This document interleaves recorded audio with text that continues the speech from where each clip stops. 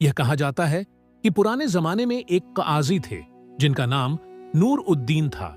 वह अपनी अक्लमंदी, चतुराई और हिकमत के लिए मशहूर थे, जो अपने मालिकों और मजलूमों के हक में होने वाले जुल्म को दूर करने में काम आते थे। इसके बाद उन्होंने 3 मुकदमे हल किए, जिनमें पहला मुकदमा सबसे कठिन था। किस्सा यह है कि 2 आदमी एक दूसरे के पड़ोस में रहते थे। उनमें से एक नेकदिल था और दूसरा चालाक। लेकिन नेकदिल पड़ोसी इस बात से बेखबर था कि उसका पड़ोसी मक्कार और धोखेबाज है। एक दिन वह चालाक पड़ोसी किसी मुसीबत में पड़ गया। उसके घर में खाने को कुछ नहीं था। वह अपने पड़ोसी के घर कर्ज मांगने गया, लेकिन वहां उसे कुछ न मिला। हालांकि उसके पड़ोसी की बीवी ने उसे बताया कि उसका शौहर सुबह से काम पर गया है और अभी तक लौटा नहीं, तो वह पड़ोसी सीधे अपने पड़ोसी की तरफ उसके काम पर चल पड़ा। चलते चलते उसे अपना पड़ोसी काम से लौटते हुए दिखाई दिया। उसने उसे रोका और कहा कि वह सख्त मुसीबत में है और उससे 2000 दिरहम कर्ज मांग लिया। नेक दिल पड़ोसी ने बिना किसी डर के उसे अच्छा कर्ज देने का इरादा किया। पास ही एक खजूर का दरख्त था। नेक पड़ोसी ने अपने पड़ोसी से कहा, कल इंशा अल्लाह मैं 2000 दिरहम का इंतजाम कर दूंगा। तुमसे यहीं इस खजूर के दरख्त के पास मुलाकात होगी। अगले दिन नेक पड़ोसी वादे के मुताबिक वहां पहुंचा और उसने 2000 दिरहम इकट्ठा करके अपने पड़ोसी को दे दिए। बदकिस्मत पड़ोसी ने कहा, मैं ये रकम 3 महीने में लौटा दूंगा। नेकदिल पड़ोसी ने किसी तरह की शर्त या सबूत लेने से इनकार कर दिया। 3 महीने बाद नेक पड़ोसी अपने पड़ोसी के पास 2000 दिरहम लेने गया, मगर वह पड़ोसी साफ मुकर गया। नेक पड़ोसी ये सुनकर हैरान रह गया। उसने अपने दिल में कहा, हम ऐसे जमाने में पहुंच गए हैं जहां भलाई को बुराई से लूटा जाता है और बुराई को भलाई से। मगर नेक पड़ोसी को नूर उद्दीन काजी की इंसाफ पसंदी और मजबूत जमीर का इल्म था। उसने सोचा, अगर मैं यहां बहस करता रहूंगा तो यह बेकार है। इस मामले का फैसला अदालत में होना चाहिए। वह अपने पड़ोसी की शिकायत लेकर अदालत पहुंच गया। जब उसने काजी नूर उद्दीन के सामने अपना हाल बयान किया, तो काजी ने सिपाही को हुक्म दिया कि उस पड़ोसी को बुलाया जाए। जब वह आया तो काजी नूर उद्दीन ने उससे पूछा, तुम्हारा पड़ोसी दावा करता है कि उसने तुम्हें 2000 दिरहम कर्ज दिया है, क्या यह दावा सच है? उस बदतमीज पड़ोसी ने साफ इनकार कर दिया। उसने कहा, जनाब, मैंने कभी अपने पड़ोसी से पैसा कर्ज नहीं लिया, उसका दावा झूठा है। काजी नूर उद्दीन ने नेक पड़ोसी की तरफ रुख किया और कहा, क्या तुम्हारे पास कोई गवाह या सबूत है? नेक पड़ोसी ने कहा, नहीं हुजूर, जब मैंने उसे पैसे दिए थे तो मैंने उस पर भरोसा किया। उस वक्त मैंने कभी सोचा भी नहीं था कि मेरा पड़ोसी मेरे हक से मुझे महरूम कर देगा। काजी नूर उद्दीन कुछ देर सोच में पड़ गए, फिर बोले, अगर तुम्हारी बात सच है तो जाओ और उसी जगह से मुट्ठी भर मिट्टी लेकर आओ जहां तुमने अपने पड़ोसी को पैसे दिए थे। नेक पड़ोसी हैरान हुआ, लेकिन अदब से चुपचाप चला गया। जब देर हो गई और वो वापस न आया तो काजी नूर उद्दीन ने उस बदचलन पड़ोसी की तरफ देखा और अचानक पूछा, तुम्हारा पड़ोसी इतनी देर क्यों कर रहा है, जानते हो? बिना सोचे समझे उसने जवाब दिया, जनाब, वो जगह यहां से काफी दूर है। काजी मुस्कुराए और बोले, तो फिर यह कैसे मुमकिन है कि तुम ये जगह जानते हो, अगर तुमने वहां कभी पैसे नहीं लिए? अब साफ हो गया कि तुम्हारे पड़ोसी का दावा सच है। इस तरह काजी नूर उद्दीन ने हकदार का हक साबित किया और हुक्म दिया कि उस शख्स को कैद किया जाए जब तक वो 2000 दिरहम वापस न लौटा दे। दूसरा मुकदमा। कहा जाता है कि एक बूढ़ा आदमी अपने गधे पर सवार होकर अपने घर के लिए आटे का एक थैला खरीदने बाजार गया। वह बाजार पहुंचा और आटे का एक थैला खरीदा। यह भारी था, तो एक ताकतवर आदमी ने उसकी मदद की और आटे के थैले को जमीन से उठाकर गधे की पीठ पर रख दिया। फिर बूढ़े ने आटे का थैला गधे पर लादकर घर की तरफ रवाना हुआ। रास्ते में गधा ठोकर खा गया और आटा जमीन पर गिर गया। बूढ़ा उसे उठाकर गधे पर दोबारा नहीं रख सका। वह ऐसा ही कर रहा था कि एक ताकतवर नौजवान वहां से गुजरा, लेकिन वह बदसूरत और कमीना था। उसने बूढ़े की तरफ देखा और कहा, तुम यहां क्यों रुके हो बूढ़े? बूढ़े ने नौजवान से कहा, मैं बाजार गया और आटे का थैला खरीदा। घर वापस जा रहा था कि गधा ठोकर खा गया और आटे का थैला जमीन पर गिर गया। मैं इसे गधे की पीठ पर दोबारा नहीं रख सकता। नौजवान ने कहा, मैं इस थैले को उठाकर गधे की पीठ पर रख सकता हूं, लेकिन तुम मुझे इसके बदले क्या दोगे? बूढ़े ने कहा, कुछ नहीं। तो नौजवान ने आटे का थैला उठाया और गधे की पीठ पर रख दिया। फिर बूढ़ा आटे के थैले के पीछे सवार हुआ। वह जाने वाला था कि नौजवान ने पूछा, तुम कहां जा रहे हो बूढ़े? आदमी ने जवाब दिया, बेटा, मैं घर जा रहा हूं। नौजवान ने पूछा, और वो चीज कहां है जो तुमने मुझसे वादा की थी? बूढ़े ने जवाब दिया, मैंने तुमसे कोई वादा नहीं किया। नौजवान ने कहा, बूढ़े, तुम झूठ बोल रहे हो। बूढ़े ने कहा, बेटा, मैं नहीं समझा कि तुम उसका क्या मतलब ले रहे हो। नौजवान ने कहा, जब मैंने आटे का थैला जमीन से उठाया और तुमसे पूछा कि तुम मुझे इसके बदले क्या दोगे, तो तुमने कहा, कुछ नहीं। और मैं वही चीज चाहता हूं जो तुमने मुझसे वादा की थी। बूढ़ा उसकी बातों से हैरान था और नौजवान को समझाना चाहता था। उसने कहा, जब तुमने मुझसे बदले में पूछा तो मेरे पास तुम्हें देने के लिए कुछ नहीं था। नौजवान ने कहा, नहीं, मुझे इससे कोई सरोकार नहीं, और तुम मुझे वो चीज नहीं दोगे जो तुमने वादा की थी। बूढ़ा परेशान था और वहां खड़ा रहा।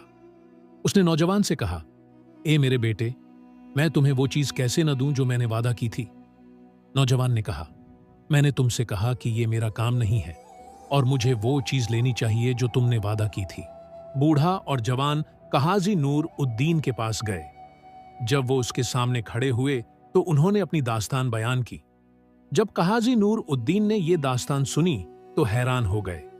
उन्होंने बूढ़े शख्स की तरफ देखकर कहा, तुमने इस जवान शख्स से वादा किया था कि गधे की पीठ पर रखे आटे की बोरी लेने के बदले में वो तुमसे कुछ भी न लेगा? बूढ़े ने कहा, जी हां हुजूर, यही सच है। फिर काजी ने जवान की तरफ देखा और कहा, और अब तुम भी कुछ नहीं चाहते, सिर्फ वही जो इस बूढ़े शख्स ने तुमसे वादा किया था? जवान ने कहा, जी हां हुजूर, बस यही हुआ। उस वक्त काजी को महसूस हुआ कि यह जवान बेशर्म और नाखलिस है।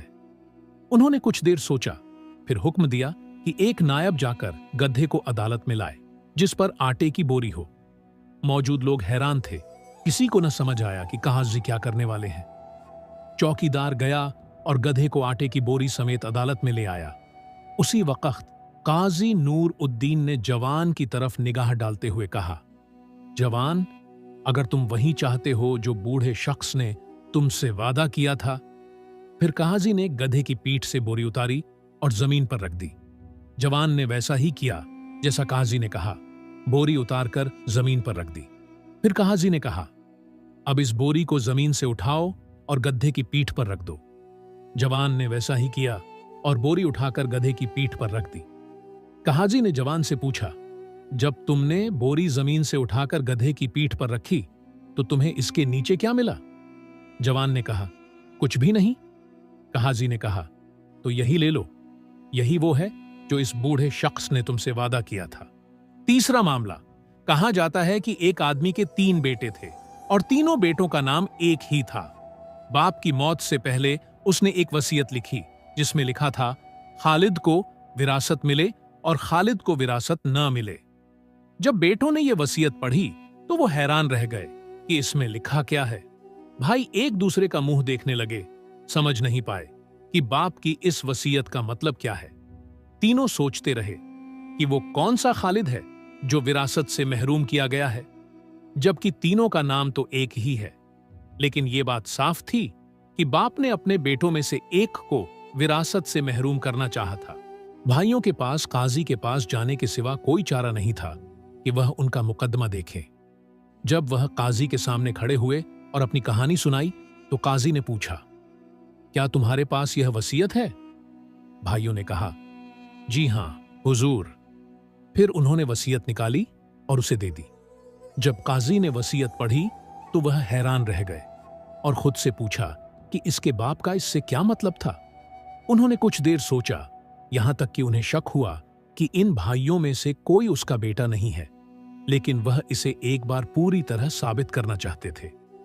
गहरी सोच के बाद काजी ने मुहाफिज से कहा कि तीनों भाइयों को कमरे से बाहर ले जाएं और फिर उन्हें एक एक करके अंदर लाए।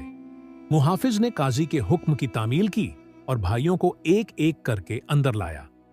जब पहला खालिद अंदर आया तो काजी ने उससे कहा, खालिद, अदालत ने इस मुकदमे पर बहुत सोचा है और हमें कोई दूसरा हल नहीं मिला सिवाय इसके कि तुम्हारे बाप को कब्र से निकाला जाए ताकि हम उसके उंगलियों के निशान हासिल कर सकें। शायद यह वसीयत जाली है। क्या तुम इससे इत्तेफाक करते हो? खालिद ने गुस्से से कहा, नहीं हुजूर, मैं इससे इत्तेफाक नहीं करता। मैं अपने बाप को मौत के बाद अपनी आंखों के सामने जलील होते नहीं देख सकता। मुझे कीमत की परवाह नहीं। मैं इस विरासत से कुछ नहीं चाहता और मैं अपना हक अपने भाइयों को दे दूंगा। काजी ने कहा, तो बाहर जाओ और अदालत के कमरे के बाहर इंतजार करो। फिर काजी ने हुक्म दिया कि दूसरा खालिद अदालत के कमरे में दाखिल हो। जब दूसरा खालिद कमरे में दाखिल हुआ तो काजी ने उसकी तरफ देखा और कहा, खालिद, अदालत ने इस मुकदमे पर बहुत सोचा है और हमारे पास कोई दूसरा हल नहीं है सिवाय इसके कि तुम्हारे बाप को कब्र से निकाला जाए ताकि हम उसके उंगलियों के निशान हासिल कर सकें। शायद यह वसीयत जाली थी। क्या तुम इससे इत्तेफाक करते हो? दूसरे खालिद ने भी इख्तिलाफ किया और काजी को बताया कि मैं इस विरासत से कुछ नहीं चाहता।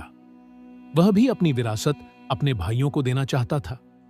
काजी ने उसे कहा कि बाहर जाओ और अदालत के कमरे के बाहर इंतजार करो। फिर काजी ने हुक्म दिया कि तीसरा खालिद अदालत के कमरे में दाखिल हो। जब तीसरे खालिद ने दाखिल किया तो काजी ने उसकी तरफ देखा और कहा, खालिद, अदालत ने इस मुकदमे पर बहुत सोचा है और हमें कोई दूसरा हल नहीं मिला सिवाय इसके कि तुम्हारे बाप को कब्र से निकाला जाए ताकि हम उसके उंगलियों के निशान हासिल कर सके। शायद यह वसीयत जाली थी। क्या तुम इससे इत्तेफाक करते हो? फिर तीसरे खालिद ने कहा, अगर तुम मेरे बाप को कब्र से निकालो तो कोई हरज नहीं। वह जिंदा मुर्दे से ज्यादा काबिल एतिमाद है। फिर काजी को पता चला कि वसीयत में खालिद का मतलब यही है और वह उस आदमी का बेटा नहीं है। अगर खालिद उसका बेटा होता तो वह पैसे की वजह से अपने बाप को जिंदा करने पर राजी न होता। इस तरह काजी नूरुद्दीन यह तय करने में कामयाब हो गए कि भाइयों में से कौन उस आदमी का बेटा नहीं है। इसके बाद काजी नूरुद्दीन अपने जमाने के काजियों में अपनी मजबूत अक्लमंदी और जिहानत के लिए मशहूर हो गए। सब जानते थे कि जो काजी जिहानत रखता है, चालाक और होशियार है, वह जालिम और मजलूम में फर्क कर सकता है और जालिम होशियार काजी को धोखा नहीं दे सकता और सजा से बच नहीं सकता। इस तरह मजलूम अपने हक हासिल कर सकते हैं। आखिर में कमेंट्स में लिखें कि आपको कौन सा मुकदमा सबसे ज्यादा पसंद आया। मुझे तीसरा मुकदमा सबसे ज्यादा पसंद आया क्योंकि यह विरासत और खानदानी राज्य को हल करने में काजी की जिहानत को खूबसूरती से जाहिर करता है।